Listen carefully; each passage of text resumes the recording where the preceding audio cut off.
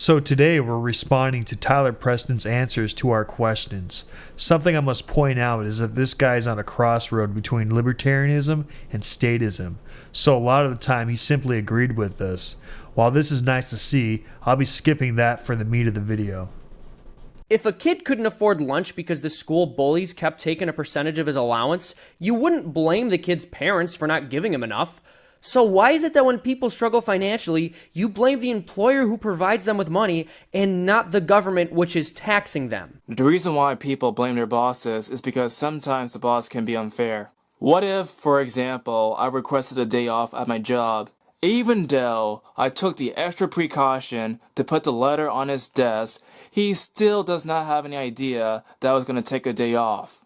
Because of this miscommunication, the guy can actually fire me from my job if he wanted to. Because of scenarios like this is why people blame their bosses. Government stealing my money by force and spending it on things I don't want is fair and is okay because I blame my boss for not letting me skip work without confirmed approval. For fans of democracy, I would ask, is it okay to forcibly rob, control, or otherwise victimize somebody as long as the majority approves of it? I don't advocate for that. What I propose is a mixed system of taxation and voluntarism. By allowing people to pick one system or another system like voluntarism as well as taxation, you're basically allowing people to have a lot of options there. What the fuck are you talking about? How the hell does that work? If the government forcibly extracts taxes from me, that's not voluntarism. Voluntarism. Taxes. Choose one. Government has slaughtered 250 million of its own people in acts of democide. How can you trust such a beast to rule over you? And as some of you argue for, to be disarmed to. Anarchy ball? Are you forgetting about the fact that people die as a result of war? So because countries defend themselves, governments killing their own people is A-okay, right? What the fuck?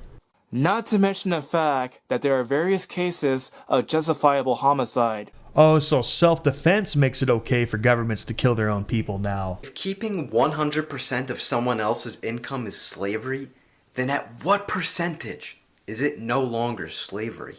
As a black person, I can tell you that picking cotton is not the exact same thing as paying taxes.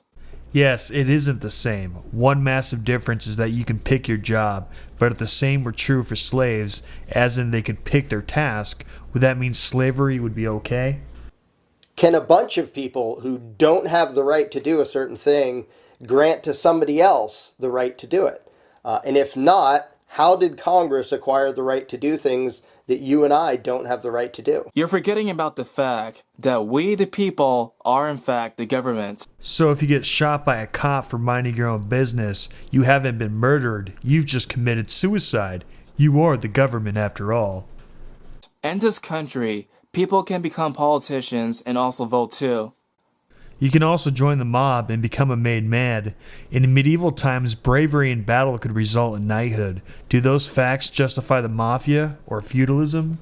Basically, people themselves determine the outcome of the United States. The reason why the president has so much power is because he's the president of the United States and runs the entire country. If a person, for example, promises to do X, Y, and Z, we voted for that person to do X, Y, and Z. We the people allow the president to have power. So the answer is yes, Preston.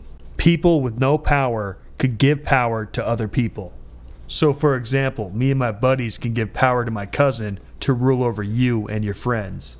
Good answer. It shows you exactly the chaos that is government. Here's some of the money government wasted.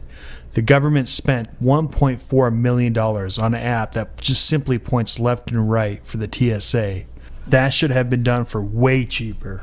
Oh, that's not crazy enough for you? How about this? The government wasted $1.4 trillion on a jet that doesn't even work. That's enough to buy every homeless person in the United States a mansion. A $600,000 home. Oh, that's not crazy enough for you. The government lost $6 trillion. Knowing all of this, do you still think the government can spend your money more wisely than you can? This depends entirely on the person. If a person, for example, happens to be a socialist, I don't really trust them with my money at all. However, if a person, for example, happens to be an economic person, I kinda do trust them more than a socialist. Now that being said, the people who use money like that should in fact be held accountable for that. How can one be held accountable if no matter how bad of a job they do, they get your money at the end of the day? If there's a beast that can control you and take your money, it fucking owns you, Preston.